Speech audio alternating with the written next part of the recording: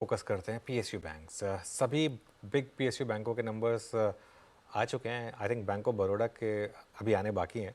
ऐसे में सवाल ये बन रहा है कि क्या किया जाए यहाँ पर। एलकेपी सिक्योरिटीज़ के बैंकिंग सेक्टर एनालिस्ट अजीत काबी जुड़े हमारे साथ। अजीत जी, गुड आफ्टरनून। पहले शुरुआत करेंगे ऑब्वियसली बिग बॉय के साथ, स्टेट बैंक ऑफ इंडिया। आपके हिसाब से कैसे रहे कल नंबर्स, और आपका हाउस व्यू क्या है आप स्टॉक पर? नमस्ते नमस्ते to all the viewers and good afternoon. State Bank of India का रिजल्ट अगर कल देखा जाए तो मिक्स्ड रिजल्ट था in terms of many things. Growth numbers मेरे एक्सपेक्टेशन से थोड़े कम आए because of the higher base. Deposit growth काफी अच्छा रहा। जो सिस्टमिक डिपॉजिट ग्रोथ है उससे थोड़ा कम रहा, बट आगे चल के स्टेट बैंक ऑफ इंडिया के रिपोर्ट नंबर्स जो है अच्छे रिपोर्ट करने वाले हैं।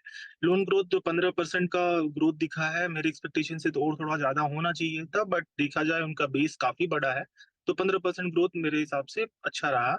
मतलब एक मॉडरेट लेवल पे आप बोल सकते हैं।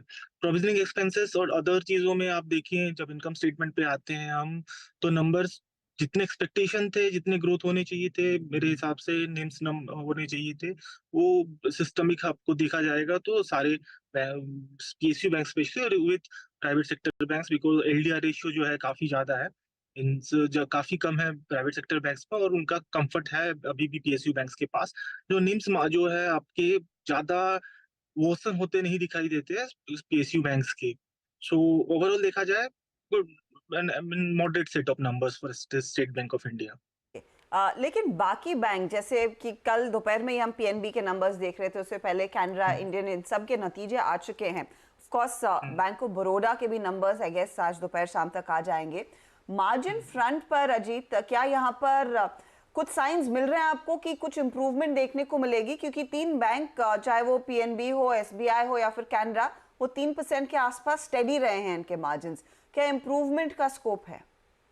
सी इम्प्रूवमेंट का स्कोप बस एक ही चीज पे हो सकता है उनका, कि उनका लोन बुक जो है एमसीएलआर पे, बहुत सारा लोन बुक जो है एमसीएलआर लिंक्ड है।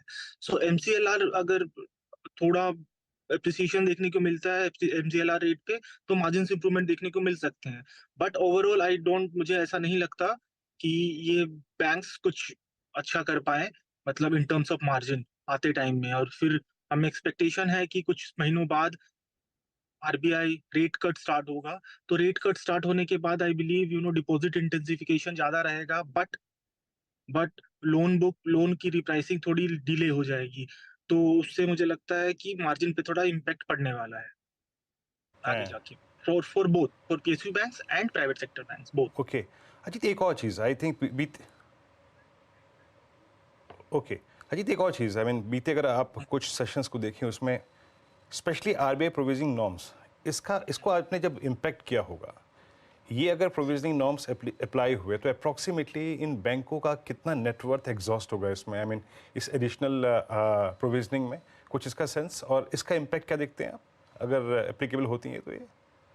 पहले मैं मेरी राय, मतलब 5% standard assets of construction book कुछ ज्यादा लगता है, कुछ हार्श है RBI most of the banks के लिए, जो जिन पे construction business, construction loan book जिनका ज्यादा है उनके लिए तो काफी हार्श रहा।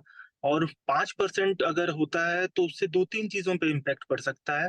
पहला इम्पैक्ट है, उनको प्रोविजनिंग एक्सपेंसेस बढ़ाने पड़ेंगे, ईसीएल प्रोविजन आने वाला है, तो इससे मुझे लगता है कि उनके कैपिटल एडिक्वेसी में टीयर वन में स्पेशली आई बिलीव कि बहुत सारे बैंक्स में 50 बेसिस पॉइंट का डिफरेंस आने वाला है। बट दूसरा 50 बेसिस पॉइंट का डिफरेंस आने वाला है, और दूसरी चीज है प्रोविजनिंग एक्सपेंसेस उनको इंक्लूड करने पड़ेंगे। और पीएसयू बैंक्स में स्पेशली उनके पास कंटिजेंट बफर बहुत कम है। जाकि आप देखिए प्राइवेट सेक्टर जो लार्ज बैंक्स हैं, उनके पास कुछ कंटिजेंट बफर है जो उनके प्रोविजन कवरेज रेशियो से बाहर का है, तो उन्हें राइट बैक कर सकते हैं, बट पीएसयू बैंक्स के पास वो भी कंफर्ट नहीं है, तो उनको प्रोविजनिंग एक्सपेंसेस बढ़ाने पड़ेंगे। नेटवर्थ डाइल्यूशन होगा बहुत सारी कंपनी, आई बिलीव कि नेटवर्थ में 4-5% का डाइल्यूशन बहुत सारे बैंक्स का देख सकते हैं, जबकि टीयर वन पे आई बिलीव 50 बेसिस पॉइंट का इम्पैक्ट पड़ने वाला है बहुत सारे major large private public sector banks में, even smaller public sector banks में, क्योंकि कंस्ट्रक्शन फाइनेंस पे उनका लोन बुक काफी भारी है। और दूसरी चीज जो मुझे लगता है, ये रेट्रोस्पेक्टिव जो चीजें हैं उनसे इकोनॉमी पे भी इम्पैक्ट का मुझे ऐसे, मेरी माननी है कि कंस्ट्रक्शन जो मेक इन इंडिया हो या बाकी कंस्ट्रक्शन बिजनेसेस हो जिन पे गवर्नमेंट इतना प्रेशर डाल रही है, इन सब चीजों के लिए इतना प्रोत्साहन भी दे रही है जिसको इम्पेक्ट पड़ने वाला है।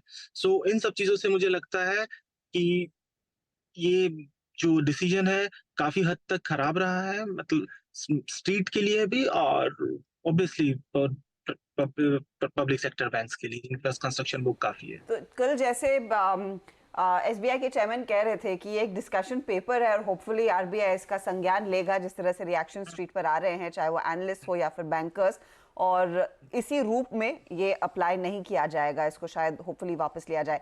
मैं फाइनल सवाल अजीत आपसे पूछना चाहूंगी, आपके पिकिंग ऑर्डर में पूरे बैंकिंग यूनिवर्स में टॉप 2 ट्रेड्स क्या रहेंगे इस समय के? मेरे पूरे बैंकिंग यूनिवर्स में अगर टॉप 2 ट्रेड देखा जाए, क्योंकि मैं शॉर्ट टर्म ट्रेडिंग का नहीं दूंगा, 1 साल के व्यू का मैं देता हूँ, तो 1 साल के व्यू में मुझे अभी भी लगता है अभी इस HDFC bank seeing valuation and other factors, और दूसरा पब्लिक सेक्टर बैंक्स में मैं बैंक ऑफ बड़ौदा का नाम अभी लूंगा, क्योंकि उनके जो एग्रेसिव थॉट है लोन बुक ग्रोथ करने का, जिस तरह का उनका मार्केटिंग स्ट्रेटेजी और जिस तरह से वो डिजिटलाइजेशन को अपना रहे हैं, seeing a public sector bank, उन सब चीजों से मुझे बैंक ऑफ बड़ौदा पे बहुत सारी उम्मीदें हैं। All in right public sector banks और प्राइवेट सेक्टर बैंक्स में मैंने कहा एचडीएफसी का नाम, अजीत, बहुत बहुत जिसपे शुक्रिया। बिल्कुल, बहुत बहुत शुक्रिया हमारे